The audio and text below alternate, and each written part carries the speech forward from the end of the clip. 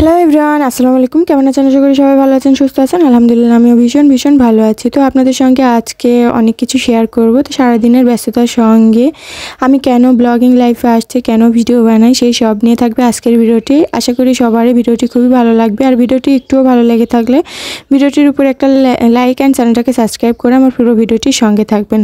So hello everyone, আসসালামু আলাইকুম। তো সকাল থেকে ভিডিওটা স্টার্ট করছি। তো সকাল ঘুম থেকে উঠে আমি বাইরে চলে আসছি। আর এখন ইদানিং প্রায় এক সপ্তাহ ধরে ভীষণই বৃষ্টি হচ্ছে। আর এই বৃষ্টিটা এখন আর ভালো লাগছে না, কারণ বাইরেও বের হতে পারছি না। দেখো উঠানের কি অবস্থা, একবারে স্যাঁতসেঁতে হয়ে গিয়েছে। তো আমরা ভীষণই অদ্ভুত, যখন বৃষ্টির দরকার হয়, বৃষ্টি এক নাগাড়ে হয়, তখন আর বৃষ্টি ভালো লাগে না, রোদের খুবই প্রয়োজন পড়ে। আবার রোদ যখন হয় তখন বৃষ্টির জন্য অপেক্ষা করি। আবার যখন আমরা ঠান্ডার সময় থাকি তখন গরমের জন্য ছটফট করি, আবার গরমের সময় আমরা ঠান্ডার জন্য ছটফট করি। তো মানুষ আমরা এতই অদ্ভুত, আসলে কি কোনটা চাই আমরা নিজেই বুঝতে পারি না। তো সকালবেলা ঘুম থেকে উঠে সরাসরি বাইরে চলে আসছি। এসে একটু ঘোরাফেরা করছিলাম। আসলে সরাসরি আমি কাজে লাগতে পারি না, একটু ঘোরাফেরা করলে মনটা ভালো লাগে। তো দেখো স্যাঁতসেঁতে হয়ে গিয়েছে, আরও নিচে আমি নামতেই পারছি না। এদিকে আমার ননদের মেয়ে যাবে আম কুড়াইতে, তো আমাকে টেনে নিয়ে যাচ্ছিলো জামা ধরে যে আন্টি আম্মি আসো। তো আমি বলছিলাম যাব না, দেখো কাদা হয়ে গিয়েছে আর পিছলা পড়ে যাবে। আর যদিও আম পড়ে নাই, একটা আম, সেটা পাখিতে খাওয়া। তো ও বারবারই বলছিল চলো যাই। ও একদমই আম খেতে পছন্দ করে না, কিন্তু আম কোড়াইতে খুবই পছন্দ করে। একটা আম পড়লে সেটা ওর আগে কেউ গেলে ওই আম নিতেই চায় না। তো একটা পাখিতে খাওয়া আম দেখেছে, ও আবার আম খায় না ঠিক, কিন্তু পাখিতে খাওয়া আম ওটার এক পিঠ হলেও সেটা কেটে খাবে। কিন্তু ও যে ছোটোবেলা থেকে হয়তো শুনেছে যে যেটাতে পাখি খেয়ে নেয় সেটাতে ভীষণ মিষ্টি হয়, তো ওটা বুঝে ও খেতে চায়। কিন্তু অনেকবার আমি বারবার মানা করেছি, কারণ ওটা মানে পাখিতে এমনভাবে খেয়ে নিয়েছে যে ওটা আর খাওয়ার মতো উপযোগী না। তো বারবার বলছি যে নিও না, কেটেও দিতে পারবো না, তো ও শুনছে না। তো একবার বলাতে আবার ফেলে দিয়েছে। তো ফেলে দেওয়ার পরে চলে আসছে। ও ভয়ে ছিল, কারণ খুবই পিছলা, উঠানটা খুবই পিছলা। তো যাই হোক, রান্না করতে হবে, এদিকে আর থাকা যাবে না। আর দেখো কত কাপড় চোপড়, সেটা আমাদের বাড়িতে বেবি আছে, যেহেতু আমার ননদের বাচ্চা হয়েছে। অনেকে বলেছে কাপড় চোপড়গুলো গুছিয়ে রাখো, বর্ষাকালে এমনিতে কাপড় শুকায় না, তারপরে বাবু আছে, তো গুছানোর কিছু নেই। আর গ্রামের বাড়িতে একটু বৃষ্টি বাদল হলে কিন্তু অনেকটা নোংরা দেখা যায় বা নোংরা বোঝা যায়। তো যাই হোক, অনেকে এটা বুঝে না, যারা মানে শহর বাজারে থাকে তারা তো বুঝবেই না। তো যাই হোক, আমি রান্না করব, তার আগে ঘরগুলো ঝাড়ু টাড়ু দিয়ে নোংরাগুলো কোথায় ফেলতে চলে আসছে। দেখো কত রকম কাদা হয়ে গিয়েছে।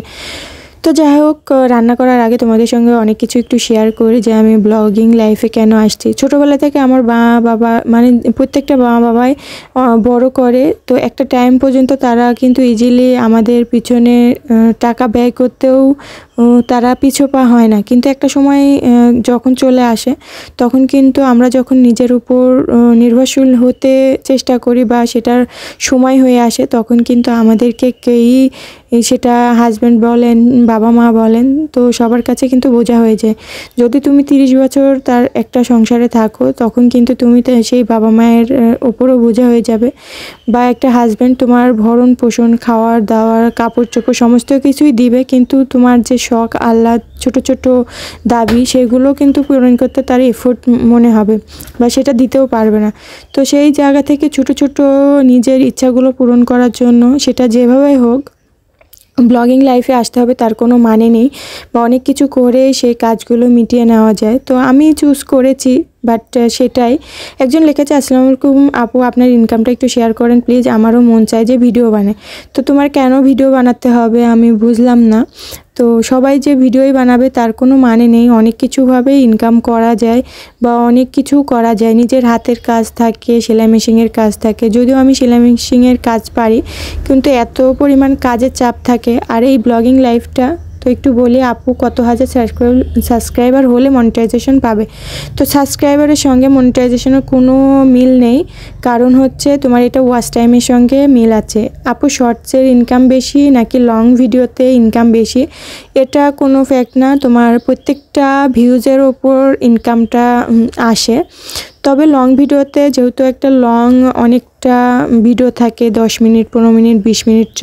তো সেটার উপরে যে যতক্ষণ তোমার ভিডিওটা ওয়াচ করছে তার উপর ভিত্তি করে আসলে ইনকামটা আসে। আর শর্টসেও সেই একই রকম, তোমার 1 মিনিটের ভিডিও দাও, সেটা যতজন দেখবে দেন যতটা ওয়াচ টাইম আসবে তার উপর ভিত্তি করে ইনকামটা শেয়ার করা হয়। তো যেটা বলছিলাম যে আমার ব্লগিং লাইফে আসতে হবে এমনটা কোনো কথা নেই। আমি চুজ করেছি কারণ এটা আমার ভালো লাগে, আর আমি সেরকম এফোর্ট দিই না। আর ভিডিওটা টুকটাক যে কাজগুলো করি সেটাই আমি ভিডিও করে রাখি যতটুকু সম্ভব, আর রাত্রে এডিট করে দেন শেয়ার করার চেষ্টা করি আপনাদের সঙ্গে। তো এটাকে যে আপনারা এত ভালোবাসা নিয়ে নেবেন, আসলে খুব যে আমি এখানে শখের বসে আসছি তা না, ইচ্ছাকৃতভাবে। আর আমি ফ্যামিলিতে কাউকে জানাইতাম না যে আমি ভিডিও ব্লগ করি। তো যখন দেখলাম যে না, আমি একটা জায়গায় পৌঁছাইছি বা দেন সমস্ত কিছু আমার সেটআপ পূরণ হয়ে গিয়েছে, তখন আমার ফ্যামিলি জানে। তো যখন একটা জায়গায় চলে আসছে আমিও ছাড়বো না, জানি যে খুবই কষ্ট এই লাইফে এই জায়গা পর্যন্ত আসতে।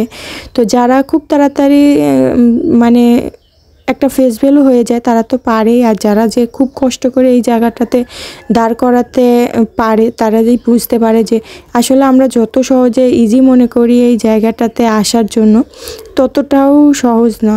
আমি প্রায় 2 বছর ধরে তাও খুব একটা ভালো জায়গায় যে আসতে পারছে তা না, ওই তো 2টো একটা করে সাবস্ক্রাইবার গেইন করতে করতে করতে করতে আজ এই জায়গায়।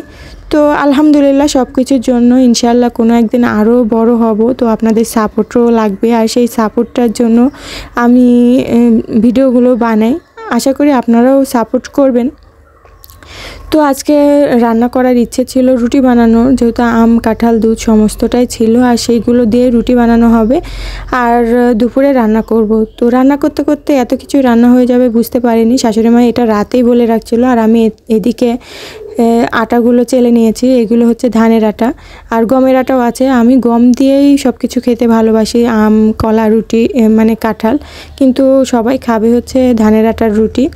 আর আমার ননদের তো গমের আটার রুটি খাওয়া যাবে না, তো তার জন্য ধানের আটার রুটিটাই বানাচ্ছি। তো এদিকে আমি শাশুড়ি মা বললো যে হচ্ছে আমি এই ধানের আটাটা সিদ্ধ করতে পারি কিন্তু মাখাতে পারি না, গমের আটাটা আবার মাখাতে ভালো পারি। যতই আমি আটা ছানি না কেন ফেটে ফেটে যায়, আর আমার শাশুড়ি মা এত সুন্দর করে আটা মাখিয়ে দেয় যে সেটা ফাটে না।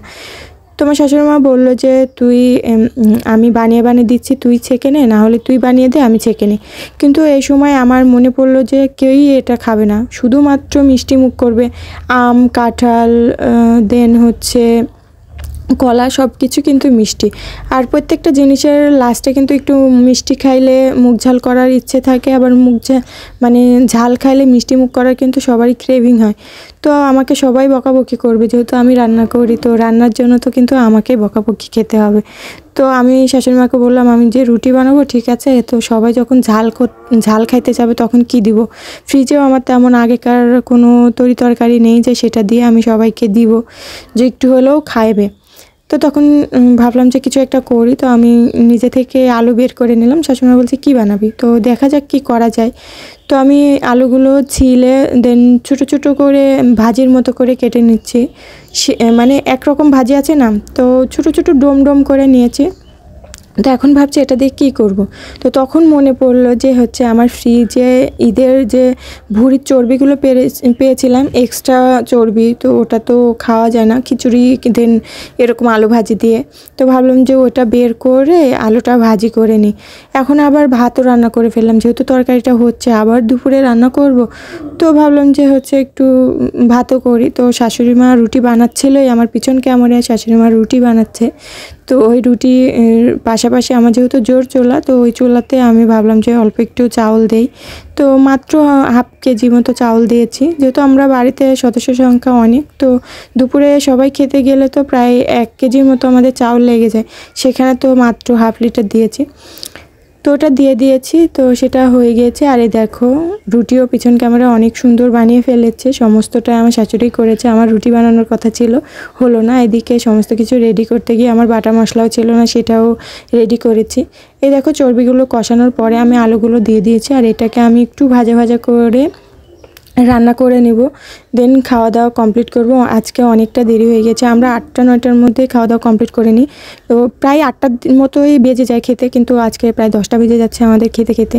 তো এদিকে আলুটা সুন্দর মতো আমি ভেজে নিচ্ছি। দেখো কত সুন্দর হচ্ছে। আর এই ভাজিটা আমাদের বাড়িতে এত পছন্দ করেছিল, আর সব কিছু পারফেক্ট হয়েছিল।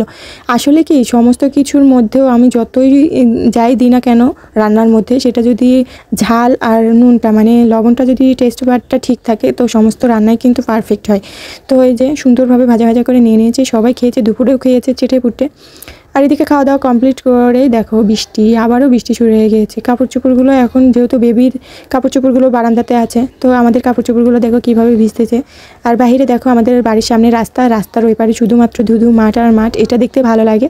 তবে যদি একটু বৃষ্টির পানিতে ভিজতে পারতাম, তো ভিজতে পারবো না কারণ আমার ঠান্ডার ধাত আছে, তো তার জন্য ঘরে বসে আছি।